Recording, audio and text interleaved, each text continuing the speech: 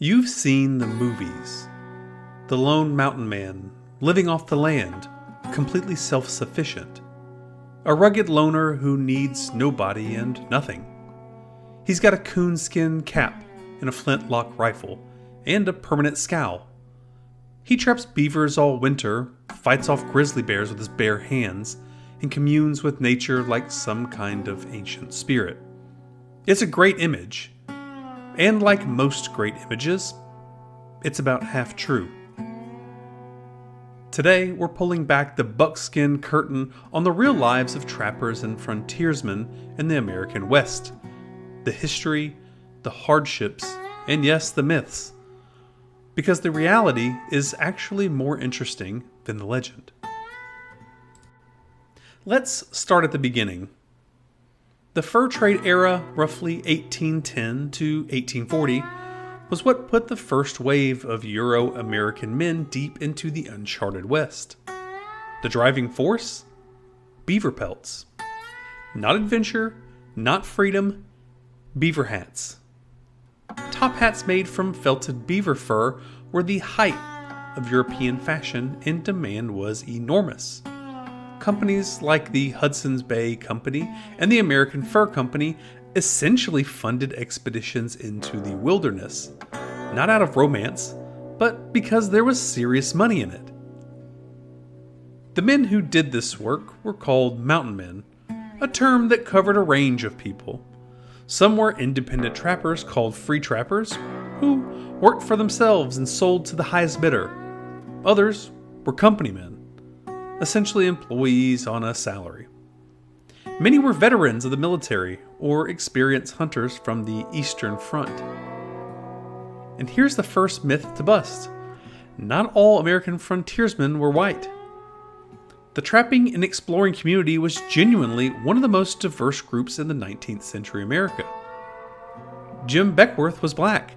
Born into slavery, he became a fur trapper, scout, and later a chief among the Crow Nation.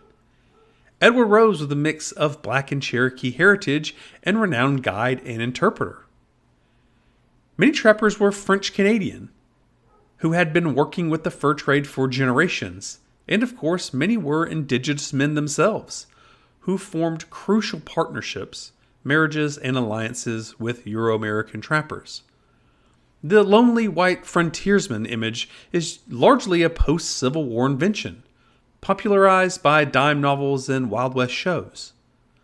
The real fur trade was multinational, multiracial, and deeply interconnected with native communities. Now here's the big one.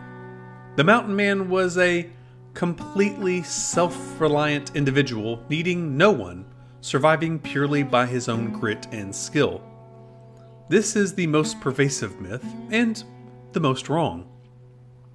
Mountain men absolutely depended on trade networks, indigenous knowledge, and large social systems to survive.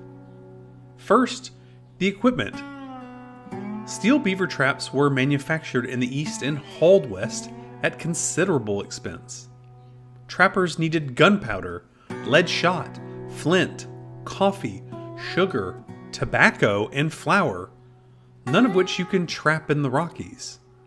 A trapper who lost his trade goods or ran out of supplies was in serious trouble.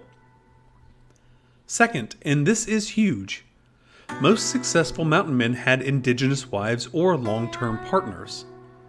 This wasn't just companionship. These women provided critical survival skills.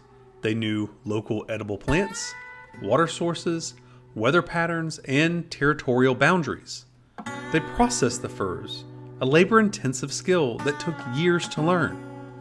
They served as cultural translators and diplomatic intermediaries. Without them, many mountain men wouldn't have lasted a single winter. Third was their rendezvous system.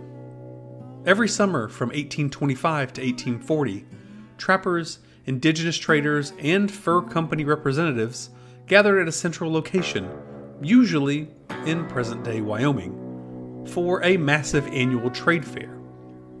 Trappers would sell their pelts, resupply for next season, catch up with friends, and basically hold a multi-week party. Eyewitness accounts describe it as a part stock market, part carnival. These weren't loners. These were men embedded in a complex social and economic network.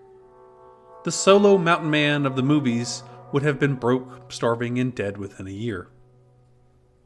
Okay, so the mountain man wasn't a solitary superhero, but the life was genuinely dangerous, just not always in the ways we picture. Yes, there were grizzly bears.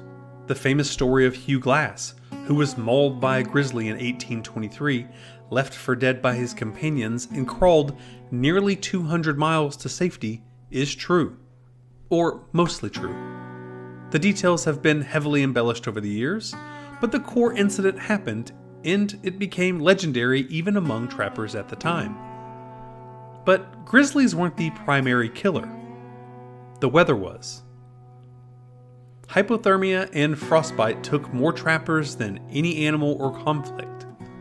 Spending entire winters in the Rocky Mountains, often wet from setting and checking traps in near-freezing streams, meant that cold was a constant, life-threatening companion.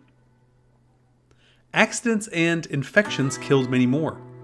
A broken leg, a snake bite, an infected wound, without any medical care within hundreds of miles. Minor injuries could be a death sentence. Starvation was a real possibility. Living off the land sounds romantic, but game could be scarce. Severe winters could shut down hunting for weeks, and trappers sometimes had to eat their horses and boil leather to survive. And yes, conflict with native peoples was real, but it's more complicated than the movies suggest. Many trappers lived in a relative peace with indigenous communities because they had to. They traded with them, married into their tribes, and depended on their knowledge. Conflict tended to spike when trappers violated territorial agreements or when large waves of settlers disrupted the balance. The mountain men of the fur trade era often had a more nuanced relationship with the native nations than settlers who came after them. So, what happened to all of them? The fur trade collapsed almost overnight. By the late 1830s, two things converged. Beaver populations in the Rockies had been devastated by overtrapping, and European fashion changed. Silk top hats replaced beaver felt hats. Just like that, the market evaporated. The 1840 Rendezvous was the last one. The era was over in under 30 years. Most mountain men had to find new work. Many became scouts and guides for the U.S. Army and for immigrant wagon trains headed to Oregon and California. Kit Carson, probably the most famous mountain man name, spent much of his later life as an Army scout. Jedediah Smith, one of the most skilled explorers of the era, had already died in 1831 at the age of 32 on the Santa Fe Trail. Others settled down, often in or near the communities of their indigenous wives' families. Some drifted back east. A few tried their luck in the California gold rush of 1849. The mythos of the mountain man, though, grew larger after the era ended. Dime novels in the 1860s and 1870s, and later, Buffalo Bill's Wild West shows, took the real figures and turned them into larger-than-life archetypes. The messy, multicultural, economically driven reality got replaced with a cleaner narrative about rugged individualism and manifest destiny, which tells us a lot about the culture that created those myths, not so much about the actual men. The trappers and frontiersmen of the Old West were remarkable people, resourceful, tough, and adaptable in ways that genuinely deserve our respect. They mapped unknown territories, forged cross-cultural relationships, and operated in conditions that would break most people today. But they weren't mythological lone wolves. They were workers in a global supply chain, dependent on networks of people, knowledge, and trade. They were husbands and fathers. They were members of communities, indigenous and otherwise. They got cold. They got scared. They ran out of coffee and complained about it. That version of history, the messy, human, complicated one, is the one worth knowing. If you found this interesting, hit subscribe and check out our other videos on real history of the Old West. And if there's a specific figure or topic you want covered, drop it in the comments. I'll read every one. See you next time.